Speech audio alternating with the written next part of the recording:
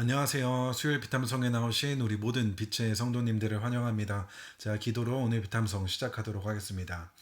하나님 분주한 일상 속에서 살아가지만 그래도 우리가 시간을 구별하여 하나님의 말씀을 읽고 공부하기 위해 이 자리에 나왔습니다. 이 시간을 통하여서 우리가 이토록 바쁘게 살아가는 이유와 목적이 무엇인지를 다시 한번 점검할 수 있는 시간이 될 수 있도록 도와주시고, 특별히 말씀의 저자 되신 성령 하나님께서 우리가 이 말씀을 읽고 공부할 때에 하나님의 뜻과 하나님의 마음을 잘 발견할 수 있도록 도와주셔서 우리의 삶이 날마다 주님께서 기뻐하시는 삶이 될 수 있도록 주님 도와주옵소서. 감사를 드리며 이 모든 말씀 예수님의 이름으로 기도했습니다. 아멘. 네, 오늘 저희가 함께 공부할 말씀은 사사기 21장 8절에서 12절까지의 말씀인데요. 지난 비탐성을 통해서 하나님을 올바르게 예배하지 못했던 이스라엘 백성들은 하나님을 예배하고 난 이후에 바로 하나님 앞에서 악한 일을 저지르게 되는데요. 총회에 참석하지 않은 사람들을 죽이기 위한 움직임을 시작하게 됩니다. 오늘 본문 8절과 9절입니다. 그래서 그들은 이스라엘 지파 가운데 어느 지파가 미스바에 올라오지 않았는지, 주님 앞에 나오지 않았는지를 알아보았다. 그러자 길르앗의 야베스에서는 한 사람도 진으로 오지도 않고 이 총회에도 참석하지 않은 사실이 드러났다.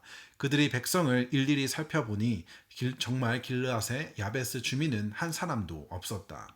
드디어 이스라엘 지파들은 미스바에 올라오지 않았던, 또 총회에 참석하지 않았던 사람들이 바로 길르앗의 야베스 주민들이라는 사실을 발견하게 됩니다. 그들이 참석하지 않았던 이유에 대해서 그들이 베냐민과의 긴밀한 유대 관계에 있었는지, 아니면 그저 민족 간의 분쟁을 원하지 않으어서였는지 정확히 알 수가 없는데요. 사실 우리가 이렇게 정확한 이유를 알 수 없는 이유는 바로 이스라엘 지파들이 그들에게 왜 미스바에 올라오지 않았는지, 총회에 참석하지 않았는지를 물어보지 않았기 때문입니다. 그들은 야베스 주민들의 이야기를 들어볼 생각이 없었고, 그들의 뜻을 돌이킬 생각이 없었던 것입니다. 그저 그들에게 중요한 것은 자신들이 계획한 맹세한 일을 수행하기 바빴던 것이었죠. 그렇게 총회에 참석하지 않았던 사람들이 길르앗 야베스 주민이라는 사실을 알게 된 그들은 이렇게 행동을 하게 됐는데요. 본문 10절에서 12절입니다. 그래서 회중은 가장 용감한 군인 12,000명을 그리로 보내면서 명령하였다. 너희는 가서 길르앗의 야베스 주민을 여자나 어린아이 할 것 없이 칼로 쳐서 죽여라. 너희가 할 일은 남자를 모두 죽이고 남자와 동침한 일이 있는 여자도 모조리 죽이는 것이다. 그들은 길르앗의 야베스 주민 가운데서 아직 남자와 한 번도 동침하지 않은 처녀 400명을 찾아내어 가나안 땅의 실로에 있는 진으로 데리고 왔다. 그들은 군인 12,000명을 보내어서 길르앗 야베스 주민들 중 결혼하지 않은 처녀 400명을 남겨놓고 남녀노소 할 것 없이 모두 학살하게 됩니다. 오늘 본문 이전의 6절과 7절을 보게 되면 이스라엘 지파 사람들은 베냐민 지파가 사라지는 것에 대한 측은한 마음과 걱정의 마음이 있었다라고 기록을 하고 있지만, 그들은 또 아무렇지도 않게 같은 민족인 길르앗 야베스 주민들을 학살하는 모습을 보이게 되는 것이죠. 이번에는 그들에게 왜 그랬는지 자초지정조차 물어보지 않고 가나안 민족을 대하듯 이방 나라를 대하듯 자신들에게 필요한 400명을 남겨놓고 모두 학살하는 끔찍한 일을 저지르게 된 것입니다. 이스라엘 지파들은 이 모든 일에 있어서 하나님의 뜻을 구하지도 않은 채 이러한 무시무시한 일을 저지르게 된 것이죠.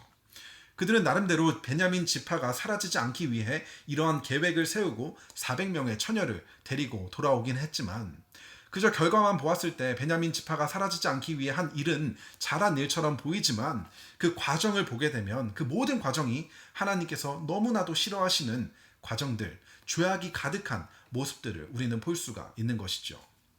세상은 동기와 과정보다는 그저 결과가 모든 것을 다 말해준다는 논리로 방법이나 과정이 어찌됐든 결과만 좋으면 된다고 이야기를 하게 됩니다. 그래서 내가 목표한 결과를 얻기 위해서 그 방법이 옳든 그르든 전혀 개의치 않고 수단과 방법을 가리지 않고 심지어 개인의 양심, 도덕, 신앙조차 외면한 시대를 우리는 살아가고 있다는 것입니다. 하지만 하나님에게는 다르다는 것이죠. 하나님에게 있어서는 결과보다는 그 과정이, 그리고 그 과정 가운데 우리의 마음의 중심을 보시는 분이 하나님이시라는 것입니다. 하나님께서는 우리가 어떠한 대단한 목표를 가지고 얼마나 대단한 결과를 가지고 오는지를 기뻐하시고 그것에 관심이 있으신 분이 아니라, 우리가 얼마나 성공하고 얼마나 많은 돈과 명예를 얻는 것에 관심이 있으신 분이 아니라, 하나님의 관심은 우리의 그 목표가, 우리의 그 결과가 하나님의 뜻과 상관이 있는 것인지, 그 결과를 얻기 위해 달려가는 그 과정 가운데 하나님의 뜻을 날마다 구하며 하나님과 동행하고 있는지, 그것이 하나님에게는 중요하다는 것입니다.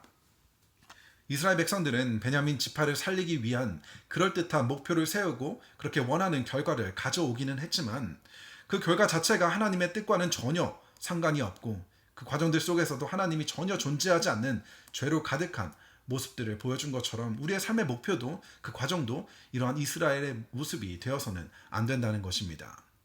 오늘 말씀을 통해서 결과가 그 과정과 그 결과보다는 그 과정과 우리의 마음의 중심을 보시는 하나님을 기억하면서 과연 나의 인생의 목표는 내가 살아가는 이유가 하나님의 뜻과 어떻게 연관이 되어 있는지, 나는 오늘 그 목표를 향해 그 결과를 성취하기 위해 이렇게 바쁘게 달려가지만 과연 나는 이 과정들 속에서 하나님과 동행하고 있는지, 우리의 마음의 중심을 보시는 하나님을 기억하며 날마다 하나님과 동행하며 하나님의 뜻을 이루며 살아갈 수 있는 우리 모두가 될 수 있었으면 좋겠습니다.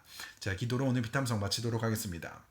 하나님, 오늘 말씀의 거울을 통하여서 우리의 삶의 목표를 비추어 보기를 원합니다. 과연 내가 그토록 바라고 원하는 그 목표가 결과가 과연 하나님의 영광과 하나님의 뜻에 어떻게 관련이 있는지, 하나님을 위한 일이라 말은 하지만 그 과정들 속에서 하나님의 선하심과 아름다우심이 전혀 드러나고 있지는 않은지, 혹여나 하나님의 뜻이 전혀 존재하지 않는 목표를 가지고 있다면 다시 한번 나의 삶을 돌이켜 하나님의 뜻을 구하고 하나님과 동행하는 거룩한 매일의 삶을 살아갈 수 있도록 주님 도와주옵소서. 감사를 드리며 이 모든 말씀 예수님의 이름으로 기도했습니다. 아멘.